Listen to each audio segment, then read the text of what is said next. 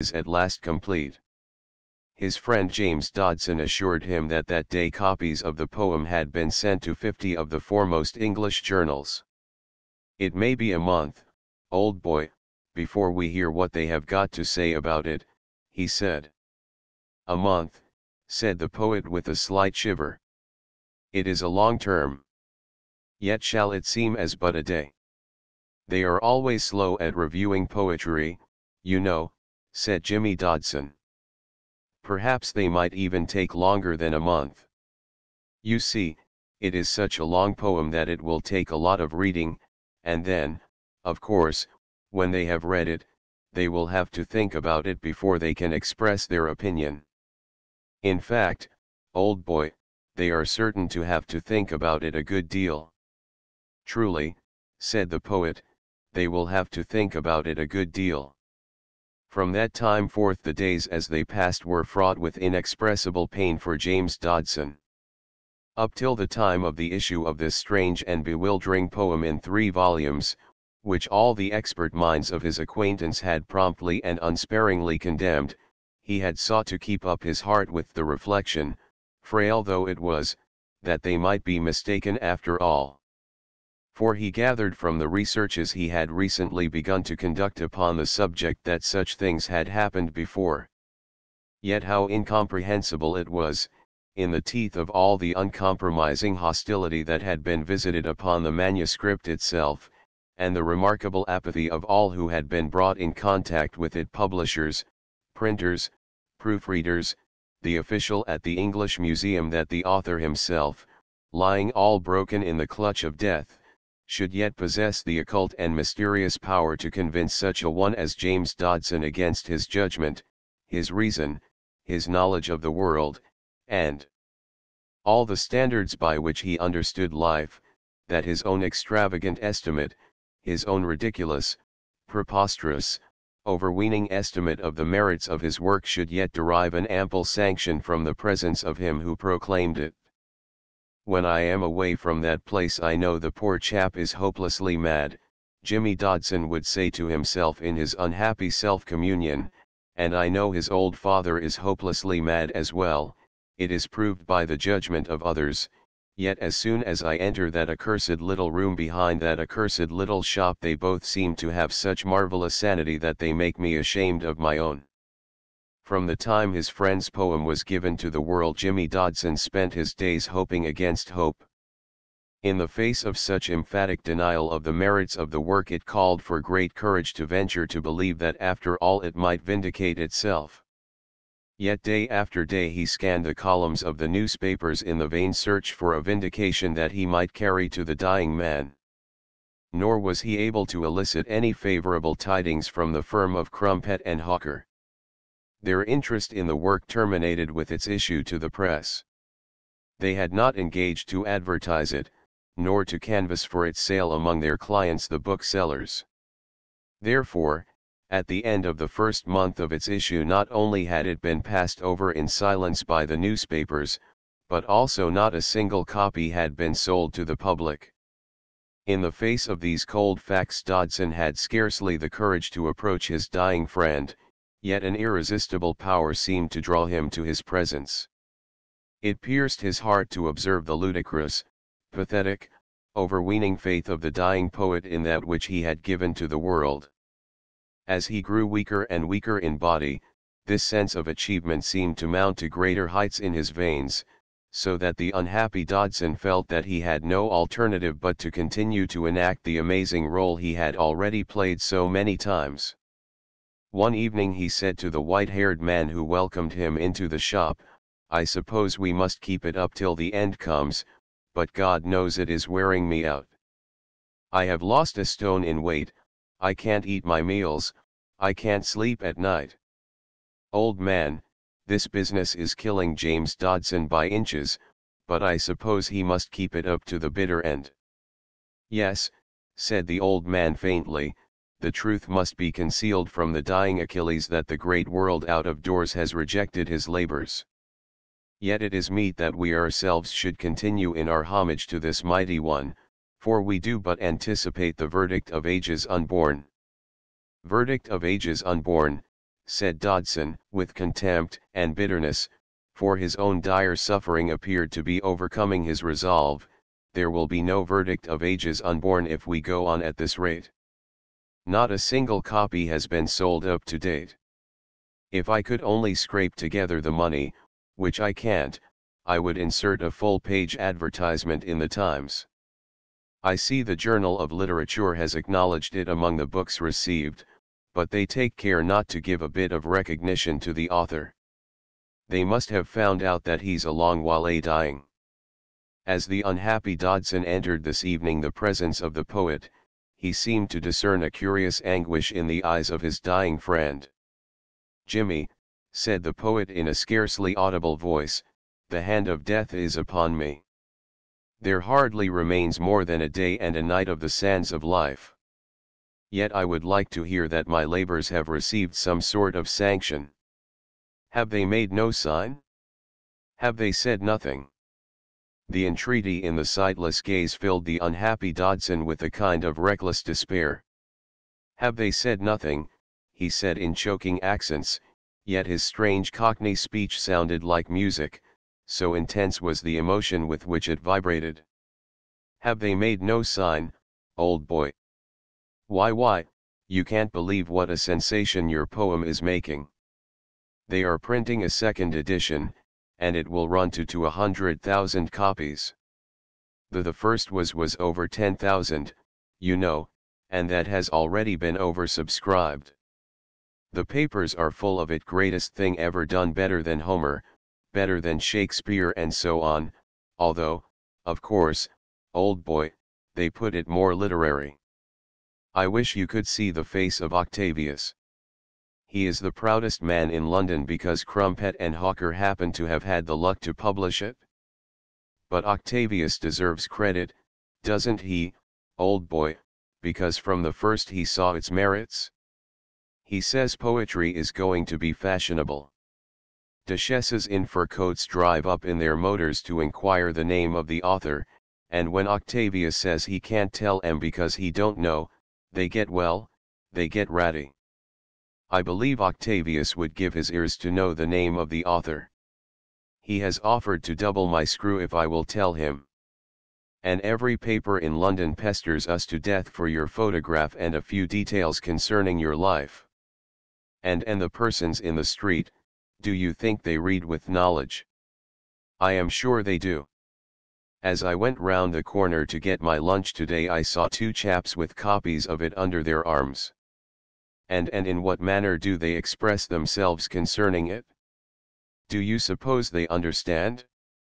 Do you suppose these poor purblind ones accept the ampler interpretation of human destiny? Of course they do, old boy, that is as well as they can. I don't know much about literature myself, but some of the reviews that are coming out in the highest quarters are enough to make you dizzy. They say this poem of yours, old boy, is going to revolutionize thought and philosophy and everything else. My friend, said the dying man softly, I would have you bring me the words of one among these poor street persons, and the aged man, my father, shall read them to me, and then I shall ask no more. The face of Dodson was the color of snow. His eyes were full of despair. Very well, old boy, he stammered, I will bring you one of these reviews and you shall hear for yourself what they think about this marvelous work of yours. Bring it tomorrow evening at 8 o'clock, said the poet in a voice that could hardly be heard. I will wait until then. I will not fail, promised his friend. As Dodson burst out of the shop in a paroxysm of wild despair, he prayed that when he came on the morrow, this mighty spirit which contended with death should have yielded already. When on the following evening the tap was heard upon the shutters, and it was answered by the white-haired old man, it was a haggard, unkempt, wild-eyed figure that stood upon the threshold, trembling in every limb. Does he still live? Was the first question uttered, yet James Dodson had hardly the power to frame it. He lives, and he awaits you, said the old man. The haggard figure on the threshold gave a groan of anguish. Is he still in his right mind?" asked the unhappy Dodson. "The noble mind of Achilles was never so valiant," said the old man, "as now that the sands of life have so nearly run." Dodson reeled as he entered the shop. "I've been praying all day that he would be taken," he said hoarsely in the ear of the old man. "You see, I've done my best but I'm no scholar. I've not had the education. I've got a chap I know to give me a hand. He reviews novels for the Talisman. It was the best I could do in the time. We've laid it in all we knew, better than Shakespeare, better than Homer, better than the coves who did the Bible. Oh, I tell you, we've not spared an ounce of the paint. But you must read it quickly, because you know, although the sense is all right, absolutely the greatest thing of its kind in the world, and so on, it's a bit weak in places, and the poor old boy is so bright these days that he might find out what we've done, and if he should do that he might understand it all, and if he understood it all." Dodson covered his eyes with his hands. As for the last time he tottered through the shop and crossed the threshold of the little room, his powerful stunted frame seemed to be overborne. The poet still kept his chair beside the bright hearth. The grey hue of dissolution was already upon his cheeks. But to that friend who for the last time encountered their gaze, it seemed that those orbs which so long had been sightless, had in their last extremity been accorded the power of vision. The prey of pity and terror, Dodson averted his gaze helplessly. "You have brought the verdict, faithful one," said the poet, and the young man understood, even in the past to which he himself was come, how greatly the noble voice transcended in its quality all that had ever sounded in his ears. "I have, old boy," said Dodson defiantly, yet his own voice was like the croak of a raven. "Begin, O my father," said the dying poet. With an automatic obedience which neither sought to comprehend nor to control, Dodson's hands dived into the recesses of his overcoat. Therefrom they produced a reporter's notebook, half full of a hasty and clumsy pencil scrawl. This he gave to the old man. "It begins here," he said, indicating the place in an urgent whisper. "It is not very clear, but I hadn't much time. Can you make it out? Read it as quickly as ever you can, and then perhaps he will not notice that it is not all that it might be. Begin, O my father," said the gentle voice of the dying man. Immediately the thin, high, quavering tones of the old man began to read. At his first words the figure beside the hearth seemed to uplift his head, and to strain all his senses. The glazed and sightless eyes were enkindled, a strange rapture played about the parted lips. Dodson listened in a kind of dull terror. He dared not look at the face of the poet, nor yet at that of him who read. As he sat in impotence midway between the two, with fire and ice in his veins, he could not follow the words that proceeded from the old man's lips. At last it was borne in upon him that a miracle had been wrought. The white-haired, feeble, half-blind old creature was not crooning his own crude penciled phrases, which he knew to be so inept that he felt them to be a blasphemous mockery. That which proceeded from the lips of this aged man was couched in terms of wisdom and beauty. It began by setting forth briefly the place of the world poet in the hierarchy of mankind, which was consonant with mankind's own place in the hierarchy of nature. It indicated briefly the scope and status of the world poet, and in a short, powerful, lucid argument it proceeded to add another to the group which time was constantly conspiring to limit. It indicated that which went to the making of a world poet, 1,000 years of prayer and vigil, of unceasing strife against the things that were.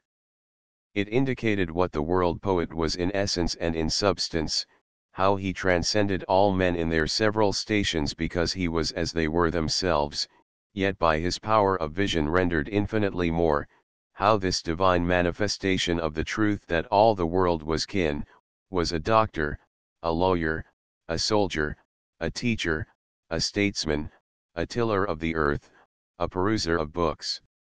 It proceeded briefly to rehearse the theme of this the latest of the world poets in the order of his coming, who was yet destined to take precedence of them all.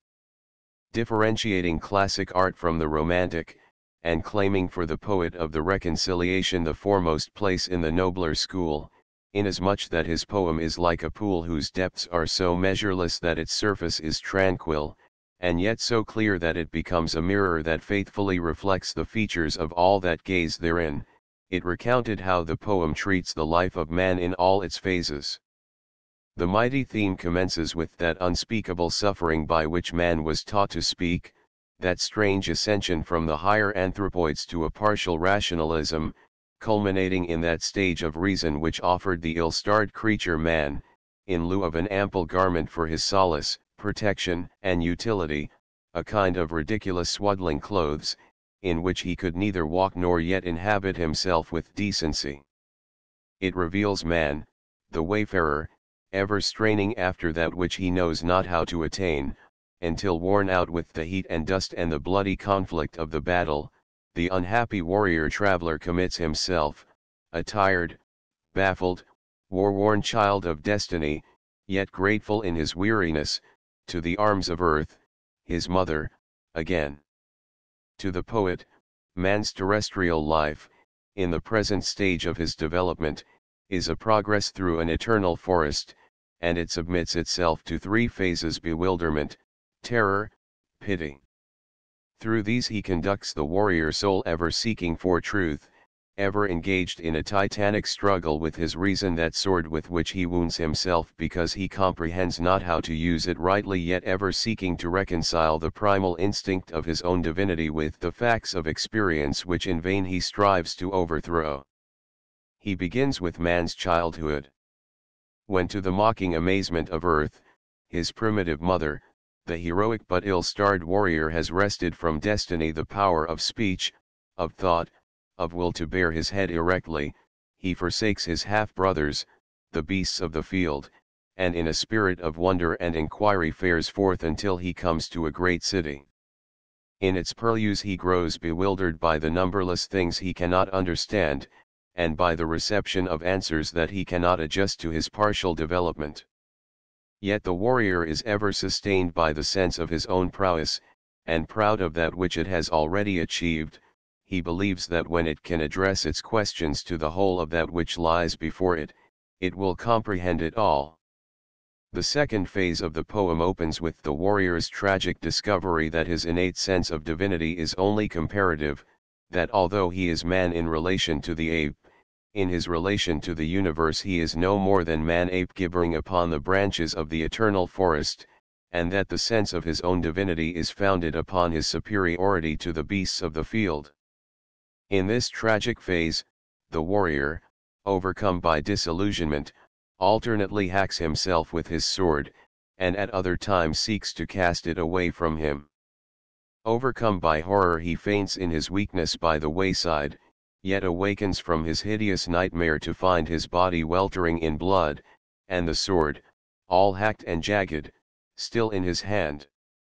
The third phase is that in which the warrior returns again to earth, his rude mother, whom an overweening exaltation in his prowess has led him to forsake.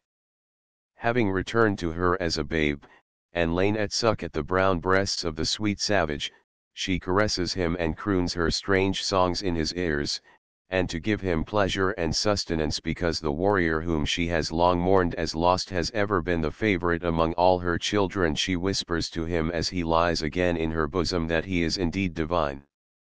Girt by this forgiveness, and clad in the valor of his divinity once again, a new and ampler strength is given to the warrior's right hand.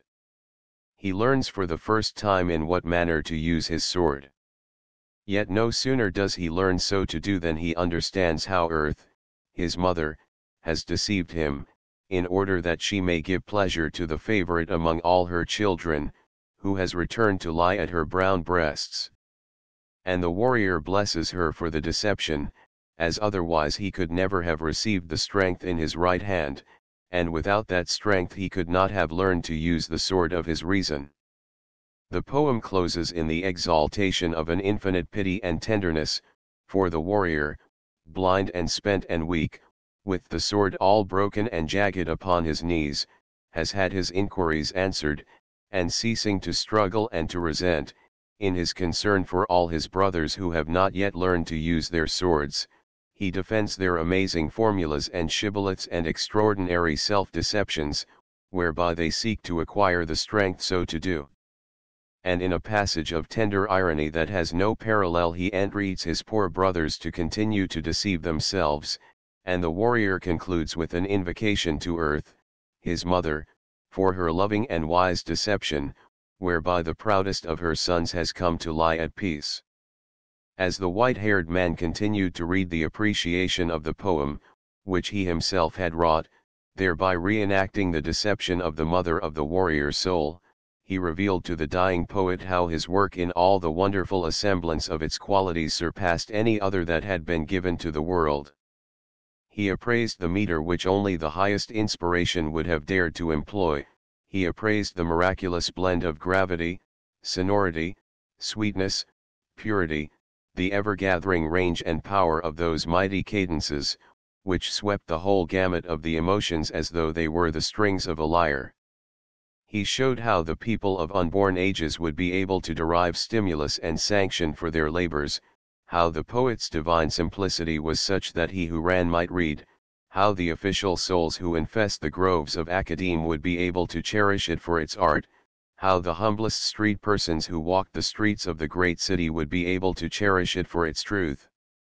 This epic of man the warrior ever trampling the brakes of the eternal forest, cutting out the path with the sword in his right hand in the fruitless search for that which will reconcile him to his partial vision, with the nobly pitiful irony of its conclusion that in the present stage of the warrior's development the reconciliation must be sought by compromise. This epic had in its austere mingling together of those elements of tragedy which purge man's nature with the healing and coordinating properties which reconcile diverse and conflicting factors of experience with the primal belief of man himself, a universal power which had been given to no other poet in the modern or the ancient world. And the old man concluded with the prophecy that when civilization itself had sunk to a mere shibboleth of the remote age of reason, the half-divine, half-barbarous music of the unknown poet of the reconciliation, would prove the only via media between the epoch of ampler vision and that fantastic shadowography of the long ago when man seemed other than he was. Throughout the reading of this appraisement of his labors, the blind-eyed poet seemed to vibrate with every word that came upon his ears. As each phrase uttered by that thin, high, quavering voice addressed the entranced being of the poet, the frail and broken form seemed to sway in unison therewith, and the secret and beautiful smile lurking within the hollows of the cheeks seemed to illuminate even the sightless eyes, so that poor Dodson, who sat listening faintly to the old man's words, was tortured continually by the illusion that the sight had returned to the eyes of his dying friend. As the old man, never failing to give expression to his own personal vindication of that which the poet had wrought, won nearer and nearer towards the end, the dying man was heard to murmur, "Courage, Achilles! Courage, Achilles!" for he seemed almost to fear that consciousness would forsake him before he could realize his own apotheosis to the full. When the old man in a kind of triumph and defiance had come to the end of his task, the radiance upon the poet's face was star-like in its luster. "Oh, oh, he can see," muttered Dodson, in a wild consternation. "He has the sight in his eyes." The poet had stretched forth his weak left hand as though in quest of something.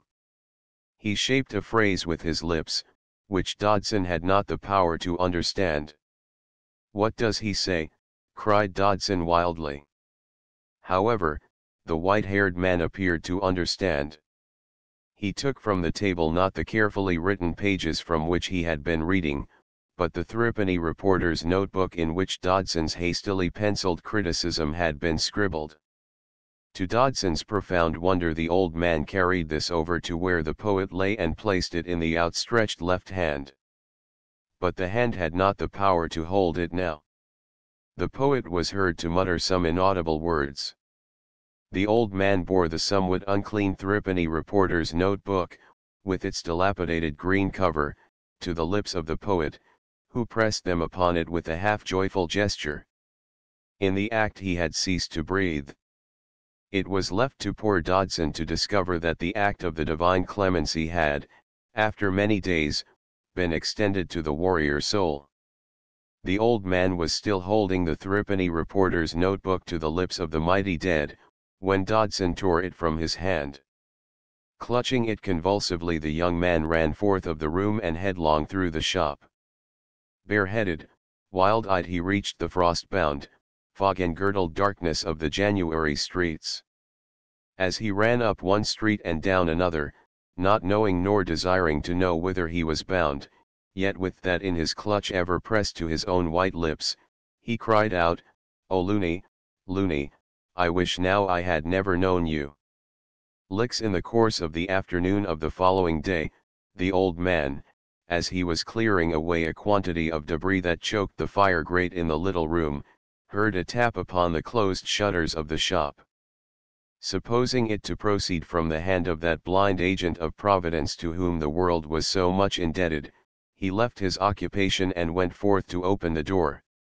Upon the threshold of the shop he discovered an elderly, grizzled, grey-bearded man, a total stranger to him. The face of the stranger was of great resolution.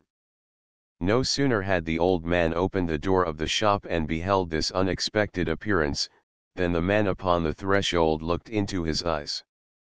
Suddenly he swept the hat from his head, and his grey hairs fluttered in the icy January wind. "I think, sir," he said in a harsh, strange accent, which yet was that of awe, "I think, sir, I stand in the presence of the poet." The old man recoiled a step from his visitor in mute surprise.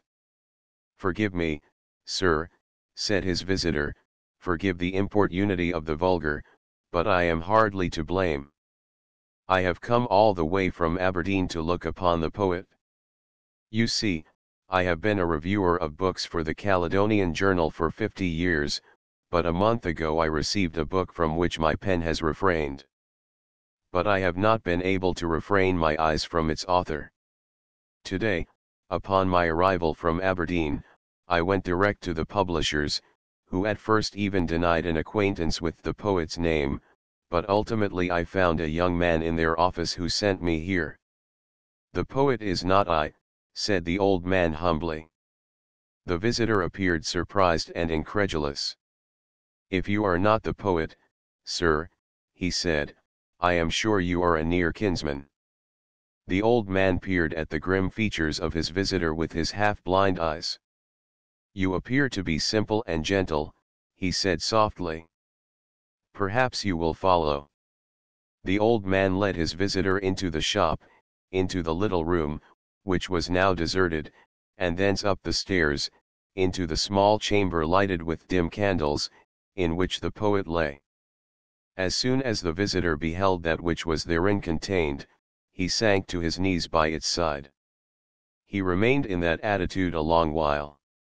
When he arose, the aged man was gazing upon him with his half-blind eyes. They confronted one another like a pair of children. Suddenly the visitor leaned across the bed in an act of further homage to the lifeless clay. "Why do you do that?" said the white-haired man at his side. "Why do I do this?" said the other, and his powerful spreading northern speech appeared to strike the walls of the tiny chamber. "Why do I do this? I am afraid, sir, it must be left to my great-great-grandchildren to answer your question. The End Richard Clay and Sons, Limited, London and Bungay. New Novels, SIXS. The Younger Set. By Robert W. Chambers. Author of The Fighting Chance, The Reckoning, Cardigan, etc., etc. With 8 illustrations by G.C. Wilmshurst. The Measure of the Rule. By Robert Barr. Author of The Mutable Many, In the Midst of Alarms, etc. In the Shade of the Cloister. By Arnold Wright. An impressive story dealing with the inner life of a Franciscan monastery of our own times, which is powerfully painted. The whole book is full of striking features. The Thornton Device. By the Honorable Mrs. Grosvenor. Author of The Bands of Orion. Valerie Upton. By Anne Douglas Sedgwick. Author of The Shadow of Life, etc. William Jordan, Jr. By J.C. Snaith. Author of Broke of Covenden, Mistress Dorothy Marvin, etc. The Beaten Road. By Ellen Glasgow. Author of The Deliverance, The Will of Life, etc. A story of modern Virginia, full of interest, in which there occur some dramatic situations described in the admirable manner with which readers of The Deliverance will be familiar. The Square Peg.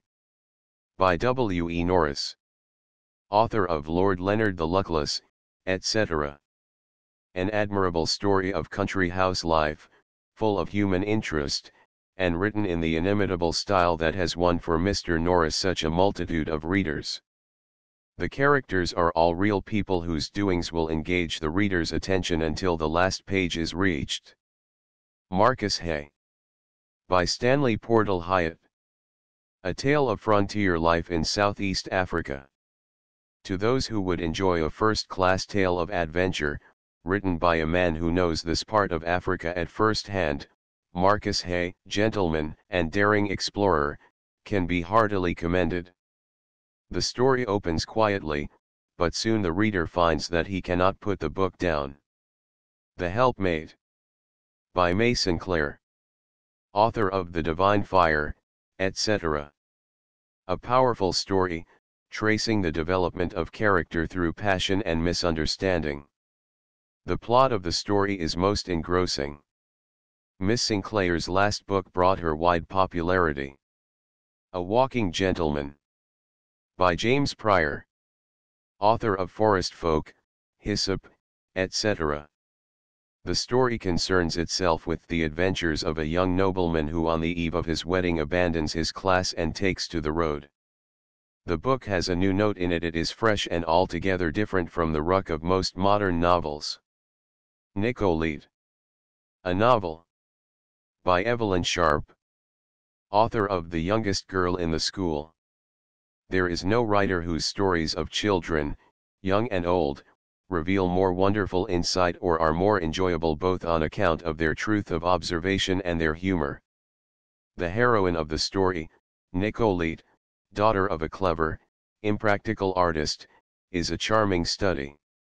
A new book by Mrs. Ernest Thompson Seton, a record of sport, travel, and nature study in the Rockies, the Svens, on the Ottawa, and in Norway. Nimrod's Wife by Grace Gallatin Seton. Author of A Woman Tenderfoot. With numerous illustrations. Large Crown 8 VOSIXS. Delicia, and Other Stories Never Before Collected. By Marie Corelli. Third Impression. Uniform with the Treasure of Heaven. New Chronicles of Rebecca. By Kate Douglas Wiggin. Author of Rebecca of Sunnybrook Farm, Rose O' the River, etc. With illustrations by F. C. Yohn. The Fighting Chance. By Robert W. Chambers. Fifth Impression. Author of The Reckoning, Maids of Paradise, etc. With 14 illustrations by Fred Pegram. The Good Comrade. By Una L. Silberud. Author of Q-Rail, The Success of Mark Wingate, etc. Bachelor Betty. By Winifred James. Second Impression. Dr. Pons. By Paul Gwynne. Author of Marta, The Pagan at the Shrine, etc. The Widow Man. By T. Kingston Clark. The Three Comrades. By Gustav Frensson. Author of Holy Land, and Jorn Yule. Reed Anthony, Cowman. By Andy Adams. Author of The Log of a Cowboy, etc. Conflict. By Constance Smedley. author of For Heart o' Gold, An April Princess, etc. The Price of Silence. A Story of New Orleans. By M. E. M. Davis. With illustrations by Griswold Ting. The Treasure of Heaven, A Romance of Riches by Marie Corelli, with photogravure portrait of the author. Claudius Clear says in the British Weekly, "It seems to me to be the best and healthiest of all Miss Corelli's books. She is carried along for the greater part of the tale by a current of pure and high feeling, and she reads a most wholesome lesson to a generation much tempted to cynicism, the eternal lesson that love is the prize and the wealth of life. The story is full of life from beginning to end. It will rank high among the author's works alike in merit and popularity." The Standard says Miss Corelli gives a brisk, indeed, a passionate tale of loneliness in search of love, of misery seeking solace, of the quest of a multi-millionaire for friendship that is disinterested and affection that has no purchase price. It is distinctly good to find a preacher with so great a congregation lifting up her voice against the selfishness of the time, and urging upon us all the divinity of faith, charity, and loving kindness. The World and His Wife says it is a pleasant and absorbing romance, brimful of varied incident, and written with the alternate vigor and quieter charm that are the secrets of Miss Corelli's phenomenal popularity. The Bookman says I am going to praise it because I have found it worth my money. It fulfills the first and most urgent duty of a novel in having a good story to tell and telling it interestingly. Free opinions freely expressed on certain phases of modern social life and conduct by Marie Corelli. Marmaduke of Truth says Miss Corelli is a very clever writer, who has an enormous courage and energy, and great generosity of mind. In her recently published book, Free Opinions Freely Expressed, these qualities are especially emphasized, and it is due to Miss Corelli to acknowledge that she exercises an influence for good in a period when so few writers are exercising any influence whatever. By Ernest Thompson Seton. I give it as my opinion, that as a writer about animals, Thompson Seton can't be beaten. Punch. Animal Heroes. Being the histories of a cat, a dog, a pigeon, a lynx, 2 wolves, and a reindeer. With over 200 drawings by the author. SIXS.net. The Outlook says Mr. Thompson Seton's Animal Heroes will disappoint none of his readers, whether old or young, who expect from him a vivid first-hand description of wild animal life, quickened by a sense of personal interest in the winged or four-footed characters with which he brings them into touch. This is a delightful book for all who care for animals and animal life, wholly irrespective of age. Monarch, the Big Bear of Talac. With over 200 drawings by the author. Fives.net. Sir Henry Seton Carr says in Vanity Fair Mr. Thompson Seton can chain the attention of his readers and carry them along with him in sympathetic interest for his animal heroes. There is a human quality about the whole story that makes it quite impressive. The book is charmingly and characteristically illustrated. The Daily Express says a more charming and pathetic animal story was never written, even by that sympathetic student of wildlife, Thompson Seton. 2 Little Savages. Being the adventures of 2 boys who lived as Indians and what they learned. With over 300 drawings by the author. SIXS.net. The Daily Chronicle says let every schoolboy who wants to be a savage, to understand woodcraft, to be on intimate terms with things that creep and swim and fly and lope, demand that his parent shall give him Mr. Seton's 2 Little Savages. Mr. Seton retains the boyish interest in small and wonderful things of the forest. He sees all manner of quaint and absorbing manners in the animals few of us understand. He knows why the mink fears the cat the first time, and the cat the mink the second, knows, too, why the beavers are always so dead sore on muskrats. Moreover, he has a pretty touch with the pencil, and has spattered drawings of uncommon vividness and humor about his pages. By George Gissing. The Private Papers of Henry Rycroft. 9th impression pocket edition on thin paper. Cloth gilt, 2s. 6D net, full limp lambskin, 3s. 6D net, crown 8VO, cloth gilt, SIXS. Mr. Gissing has never written anything more remarkable. In many ways it is his best work, strikes us as a tour de force. The Times. The sustained excellence of the writing in this volume will surprise even his admirers. The pages that describe natural beauties of scene or of season are the finest that have been written lately. The volume is a great treat. It is the revelation of a deeply interesting personality, and it is expressed in the prose of admirable strength and beauty. Daily Chronicle. The House of Cobwebs. Second impression with an introduction by Thomas Seckham. They are beautiful stories, told with consummate art, and have a flavor rare in present-day fiction. It, The House of Cobwebs, is really a masterpiece, which one is glad to find in the English language. Daily Telegraph. Varenilde. SIXS fourth impression. Mr. H. G. Wells says in The Sphere, Gissing's maturest, latest, and most deliberately conceived book, the book that lay nearest his heart during the last years of his life. Mr. W. L. Courtney, in the Daily Telegraph, a work for which he was eminently fitted by his tastes and predilections, Varenilde is an historical romance such as we rarely see in our modern times. Dr. William Berry, in the Bookman, fine workmanship. It belongs emphatically to literature, and it cannot fail to give pleasure. Will Warburton. A Romance of Real Life. SIXS second impression. By Mary Johnston, pocket edition on thin paper, with frontispiece. Cloth gilt, 2s. 6D net each volume, or full limp lambskin, 3s. 6D net crown 8VO edition, uniform cloth gilt, SIXS. Each. By order of the company. 14th edition by order of the company has more than fulfilled the promise of the Old Dominion, a tale of ingenious exciting adventure, at once catching the attention, and holding it from first to last. The Globe. The Old Dominion.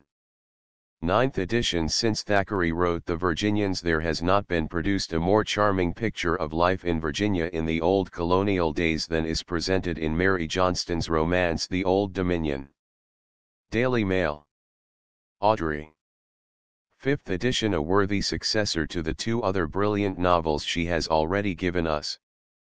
The whole story is a beautiful and poetic conception, touched with lights and shadows of a quiet, dry humor and restrained emotional intensity. A powerful, rememberable piece of work for which one has nothing but admiration and praise. The Bookman. Sir Mortimer. 4th edition. Sir Mortimer will add to the debt owed to her by all who have read her books. In the conception of the plot and its development, and in the creation of attractive characters, Miss Johnston's ability is of a very high order indeed. Literary World. By John Fox, The Little Shepherd of Kingdom Come. 4th edition, illustrated by F. C. Yon SIXS. As pleasant an idyll as you will find in Bret Harte. Frankly, we have not found a dull page in the book. We doubt if a love scene so pretty as that where Chad makes his declaration to Margaret has been written for years. Jack the Sheepdog is unforgettable. Morning Post. Crittenden. SIXS second edition. Crittenden will be found well worth reading, both as a story and as history. It is written in an easy, vigorous style, and the interest never flags. Academy. Bluegrass and Rhododendron. Outdoor Life in Old Kentucky. Illustrated. Cloth gilt extra. SIXS net. A most fascinating book about Kentucky. Daily Telegraph. Vivid pictures of the bluegrass people at work, at play, at religion, at politics. Christian World. Christmas Eve on Lonesome. With colored illustrations. CR8VO3s. 6D net. In this new book Mr. Fox fully comes up to the standard he set in the earlier one. Comprehension of human nature, power in the delineation of its ways and moods, sympathy for all its weaknesses and limitations, all these are displayed here. The world. A mountain Europa. Crown 8 VO3s. 6D. The pictures of the rough, sordid mining town on the Kentucky border, and the uncouth primitive mountaineers, are finely drawn. Saturday Review. A Cumberland Vendetta. With 8 illustrations. Crown 8 VO3s. 6D. A delightful picture of a race of hardy mountain men. Vivid scenes of feuds and wildlife, all fresh and engrossing. Englishmen. The Kentuckians. With 6 illustrations. Crown 8 VO3s. 6D. The story is a good one, and Mr. Fox tells it dramatically. The Ladies' Field. A Knight of the Cumberland. With colored illustrations. 260. The author is at his best in telling the story, and never allows it to flag. His character drawing is unique and realistic, showing an intimate knowledge of the people he describes. Northern Whig. London Archibald Constable & Co., Ltd. Transcriber's notes: obvious typographical errors have been corrected. Inconsistencies in hyphenation have been standardized.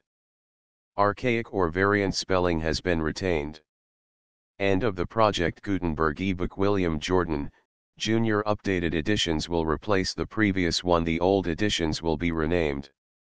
Creating the works from print editions not protected by U.S. copyright law means that no one owns a United States copyright in these works, so the Foundation, and you, can copy and distribute it in the United States without permission and without paying copyright royalties. Special rules, set forth in the General Terms of Use part of this license, apply to copying and distributing Project Gutenberg trademark electronic works to protect the Project Gutenberg trademark concept and trademark. Project Gutenberg is a registered trademark, and may not be used if you charge for an ebook, except by following the terms of the trademark license, including paying royalties for use of the Project Gutenberg trademark. If you do not charge anything for copies of this ebook, complying with the trademark license is very easy. You may use this ebook for nearly any purpose, such as creation of derivative works, reports, performances, and research. Project Gutenberg ebooks may be modified and printed and given away. You may do practically anything in the United States with ebooks not protected by U.S. copyright law. Redistribution is subject to the trademark license, especially commercial redistribution. Start, full license. The full Project Gutenberg license. Please read this before you distribute or use this work to protect the Project Gutenberg trademark mission of promoting the free distribution of electronic works. By using or distributing this work, or any other work associated in any way with the phrase Project Gutenberg, you agree to comply with all the terms of the full Project Gutenberg trademark license available with this file or online at www.gutenberg.org/license. Section 1. General Terms of Use and Redistributing Project Gutenberg Trademark Electronic Works 1.a. By reading or using any part of this Project Gutenberg trademark electronic work, you indicate that you have read, understand, agree to and accept all the terms of this license and intellectual property, trademark/copyright, agreement. If you do not agree to abide by all the terms of this agreement, you must cease using and return or destroy all copies of Project Gutenberg trademark electronic works in your possession. If you paid a fee for obtaining a copy of or access to a Project Gutenberg trademark electronic work and you do not agree to be bound by the terms of this agreement, you may obtain a refund from the person or entity to whom you paid the fee as set forth in paragraph 1.e.8. 1.b. Project Gutenberg is a registered trademark. It may only be used on or associated in any way with an electronic work by people who agree to be bound by the terms of this agreement. There are a few things that you can do with most Project Gutenberg trademark electronic works even without complying with the full terms of this agreement. See paragraph 1.c below. There are a lot of things you can do with Project Gutenberg trademark electronic works if you follow the terms of this agreement and help preserve free future access to Project Gutenberg trademark electronic works. See paragraph 1.e below. 1.c. The Project Gutenberg Literary Archive Foundation, the Foundation or PGLOF, owns a compilation copyright in the collection of Project Gutenberg trademark electronic works. Nearly all the individual works in the collection are in the public domain in the United States. If an individual work is unprotected by copyright law in the United States and you are located in the United States, we do not claim a right to prevent you from copying, distributing, performing, displaying, or creating derivative works based on the work as long as all references to Project Gutenberg are removed. Of course, we hope that you will support the Project Gutenberg trademark mission of promoting free access to electronic works by freely sharing Project Gutenberg trademark works in compliance with the terms of this agreement for keeping the Project Gutenberg trademark name associated with the work. You can easily comply with the terms of this agreement by keeping this work in the same format with its attached full Project Gutenberg trademark license when you share it without charge with others. 1.d. The copyright laws of the place where you are located also govern what you can do with this work. Copyright laws in most countries are in a constant state of change. If you are outside the United States, check the laws of your country in addition to the terms of this agreement before downloading, copying, displaying, performing, distributing or creating derivative works based on this work or any other Project Gutenberg trademark work. The Foundation makes no representations concerning the copyright status of any work in any country other than the United States. 1.e Unless you have removed all references to Project Gutenberg, 1.e.1. The following sentence, with active links to, or other immediate access to, the full Project Gutenberg trademark license must appear prominently whenever any copy of a Project Gutenberg trademark work, any work on which the phrase Project Gutenberg appears, or with which the phrase Project Gutenberg is associated, is accessed, displayed, performed, viewed, copied or distributed. This ebook is for the use of anyone anywhere in the United States and most other parts of the world at no cost and with almost no restrictions whatsoever. You may copy it, give it away or reuse it under the terms of the Project Gutenberg license included with this ebook or online at www.gutenberg.org. If you are not located in the United States, you will have to check the laws of the country where you are located before using this ebook. 1.e.2. If an individual Project Gutenberg trademark electronic work is derived from texts not protected by U.S. copyright law, does not contain a notice indicating that it is posted with permission of the copyright holder, the work can be copied and distributed to anyone in the United States without paying any fees or charges. If you are redistributing or providing access to a work with the phrase Project Gutenberg associated with or appearing on the work, you must comply either with the requirements of paragraphs 1.e.1 through 1.e.7 or obtain permission for the use of the work and the Project Gutenberg trademark as set forth in paragraphs 1.e.8 or 1.e.9. 1.e.3. If an individual Project Gutenberg trademark electronic work is posted with the permission of the copyright holder, your use and distribution must comply with both paragraphs 1.e.1 through 1.e.7 and any additional terms imposed by the copyright holder. Additional terms will be linked to the Project Gutenberg trademark license for all works posted with the permission of the copyright holder found at the beginning of this work. 1.e.4. Do not unlink or detach or remove the full Project Gutenberg trademark license terms from this work, or any files containing a part of this work or any other work associated with Project Gutenberg trademark. 1.e.5.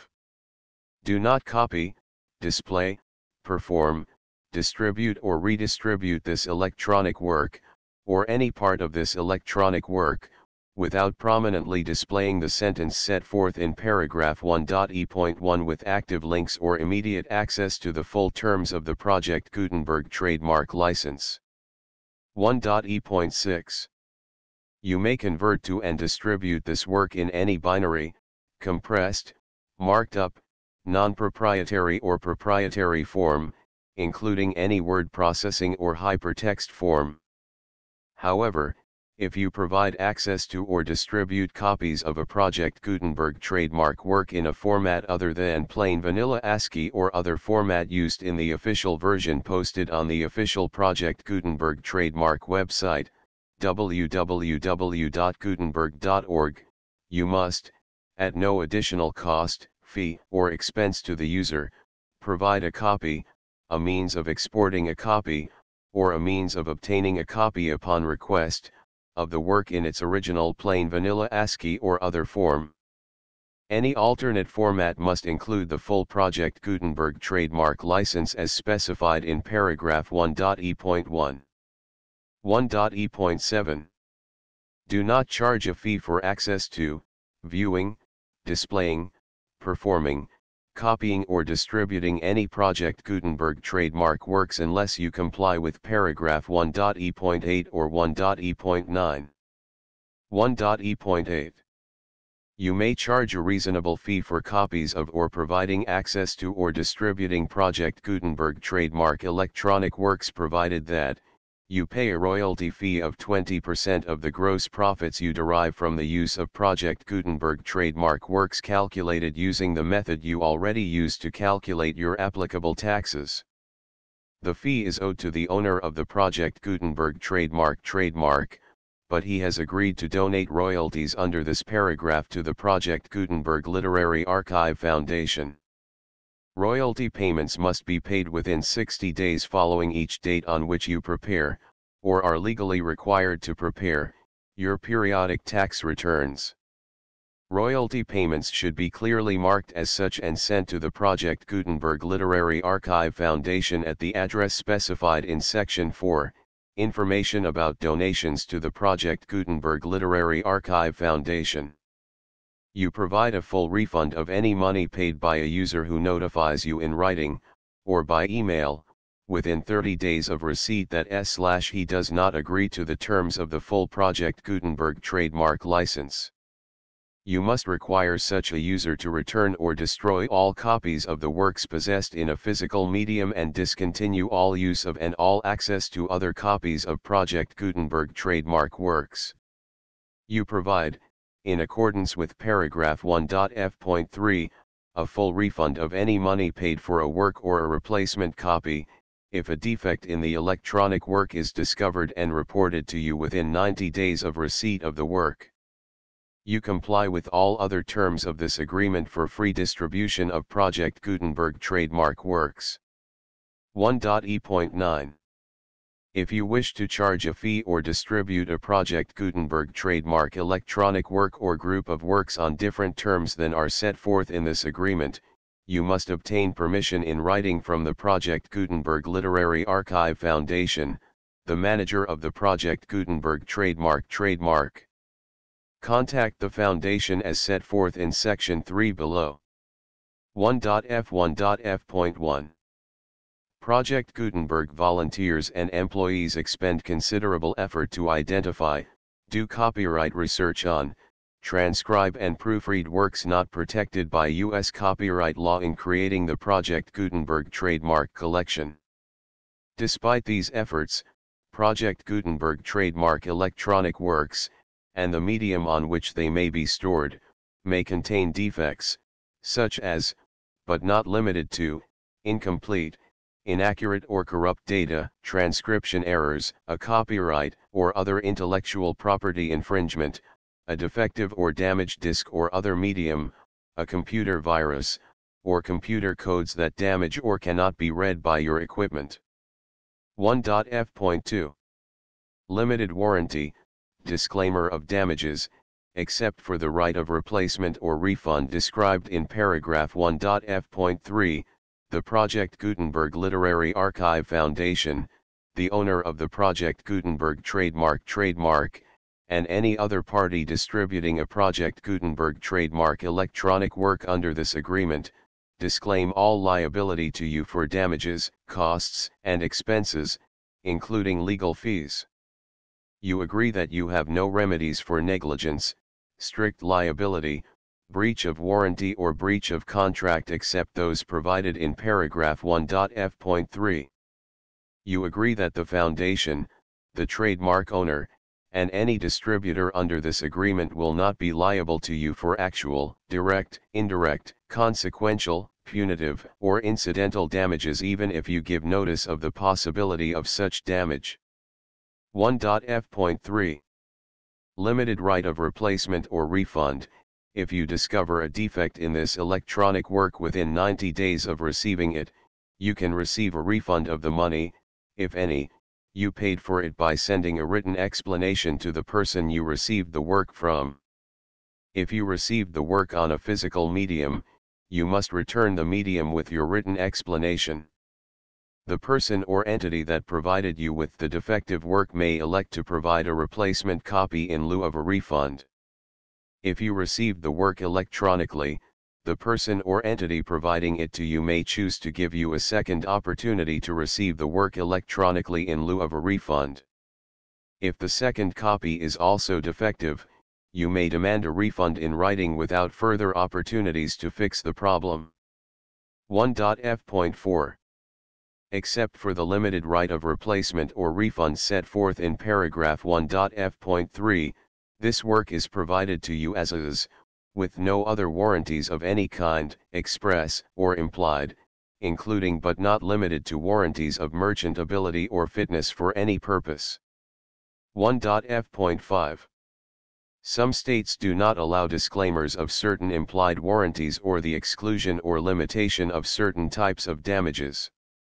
If any disclaimer or limitation set forth in this agreement violates the law of the state applicable to this agreement, the agreement shall be interpreted to make the maximum disclaimer or limitation permitted by the applicable state law.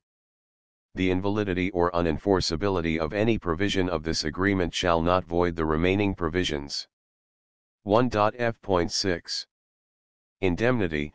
You agree to indemnify and hold the foundation, the trademark owner, any agent or employee of the foundation, anyone providing copies of Project Gutenberg trademark electronic works in accordance with this agreement, and any volunteers associated with the production, promotion, and distribution of Project Gutenberg trademark electronic works, harmless from all liability, costs, and expenses, including legal fees, that arise directly or indirectly from any of the following which you do or cause to occur. A. Distribution of this or any Project Gutenberg trademark work. B. Alteration, modification, or additions or deletions to any Project Gutenberg trademark work, and C. Any defect you cause. Section 2. Information about the mission of Project Gutenberg trademark. Project Gutenberg trademark is synonymous with the free distribution of electronic works in formats readable by the widest variety of computers including obsolete, old, middle-aged, and new computers. It exists because of the efforts of hundreds of volunteers and donations from people in all walks of life. Volunteers and financial support to provide volunteers with the assistance they need are critical to reaching Project Gutenberg trademark's goals and ensuring that the Project Gutenberg trademark collection will remain freely available for generations to come. In 2001, the Project Gutenberg Literary Archive Foundation was created to provide a secure and permanent future for Project Gutenberg trademark and future generations. To learn more about the Project Gutenberg Literary Archive Foundation and how your efforts and donations can help, see sections 3 and 4 and the Foundation information page at www.gutenberg.org.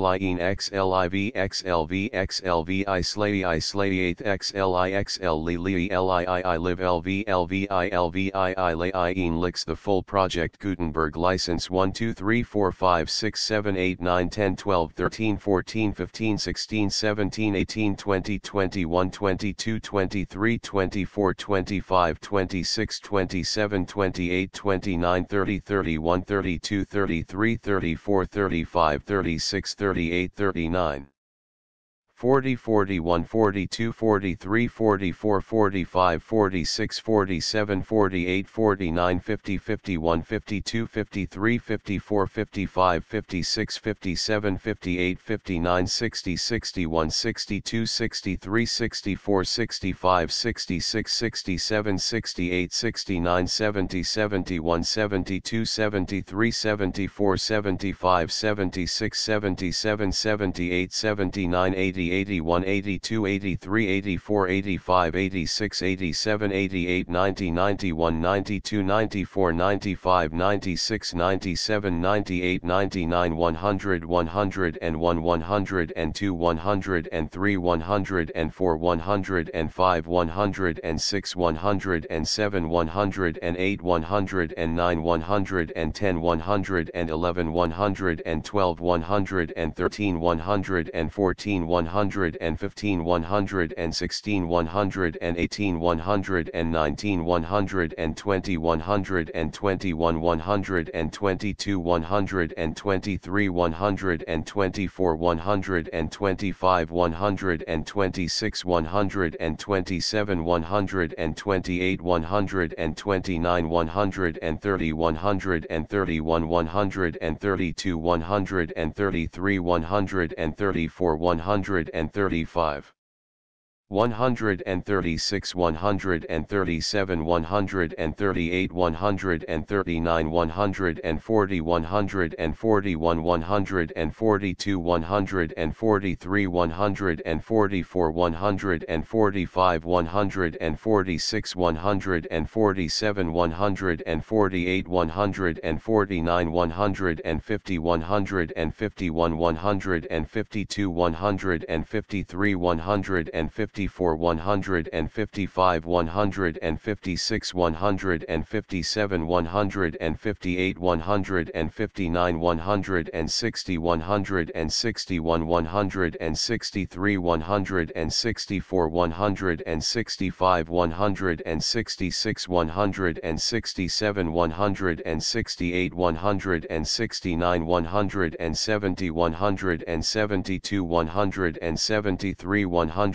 174 175 176 177 178 179 180 181 182 183 184 185 186 187 188 189 190 191 192 193 194 195 196 197 198 199 200 201 202 203 204 205 206 207 208 209 210 211 212 213 214 215 216 217 218 219 220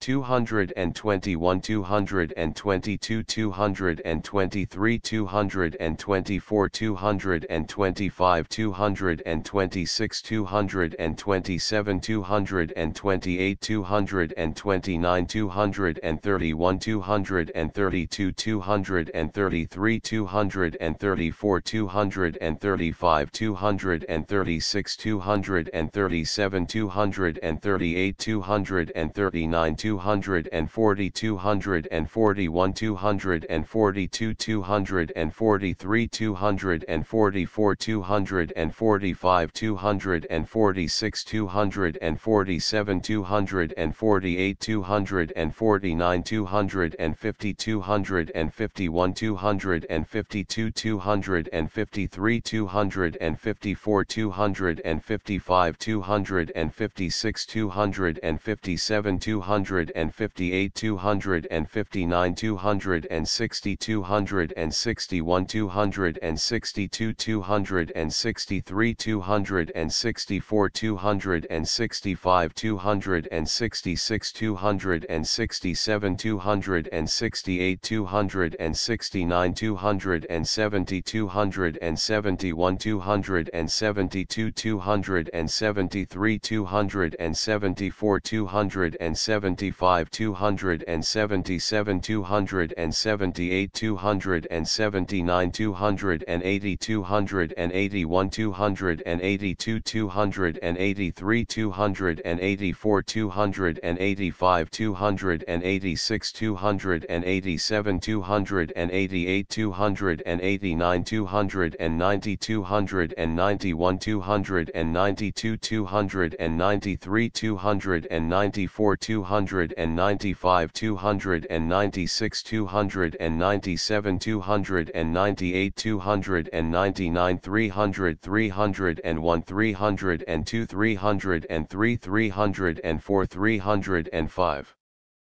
306 307 308 309 310 311 312 313 314 315 316 317 318 319 320 321 322 323 324 325 327 328 329 330 331 332 333 334 336 337 338 339 340 341 342 343 344